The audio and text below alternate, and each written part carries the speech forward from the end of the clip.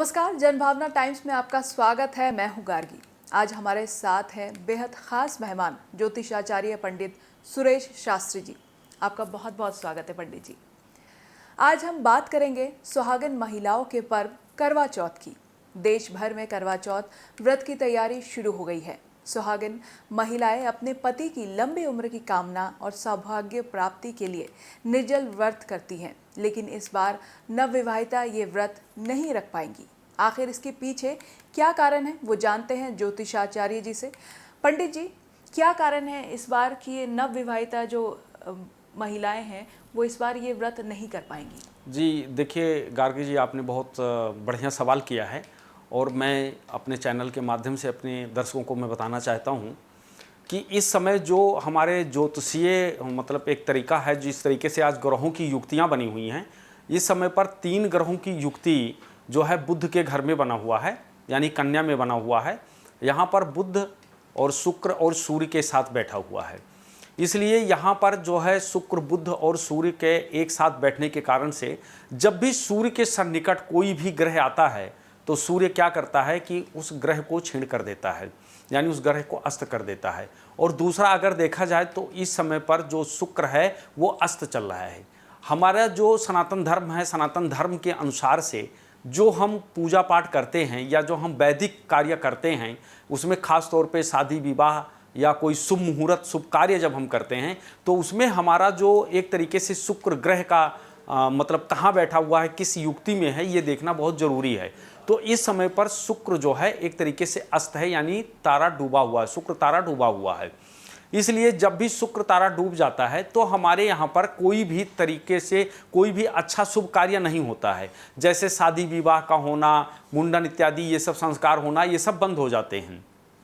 इसी तरीके से जो ये सुहागन स्त्रियां जो करवा चौथ का व्रत करती हैं, ये भी एक इसी तरीके से आता है, क्योंकि वो अपने पति की लंबी आयु के लिए जो है एक तरीके से ये व्रत रखती हैं और निर्जला मतलब व्रत रखते हैं और बहुत मतलब एक विधि विधान से लोग करती हैं। तो इसलिए जिस महिलाओं का मतलब जिनकी शादी इस वर्ष में हुआ है तो उनका जो ये पहला करवा चौथ व्रत पड़ रहा है, तो इस तरीके से शुक्र तारे डूबने के कारण से जो है जो नई जो अभी शादियां हुई हैं ये लोग इस व्रत को नहीं कर सकते हैं, क्योंकि तारा डूबा हुआ है, इसलिए नहीं करते। अगर इसमें व्रत करते हैं तो शायद उनको फायदा के मतलब बजाय नुकसान भी उठाना पड़ सकता है। फिर बाद में उनको ये सोचना पड़ेगा कि मुझे नहीं करना था और मैंने क्यों कर दिया। तो इसलिए जब तक शुक्र अस्त है तब तक कोई भी कार्य नहीं हो सकता।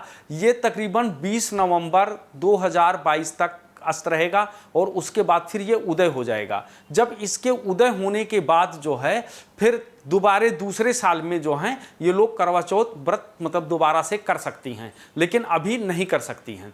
इसी तरीके से अगर देखा जाए तो इसी में हमारे यहाँ एक पर्व आता है, जब हमारे यहाँ पर तुलसी विवाह होता है।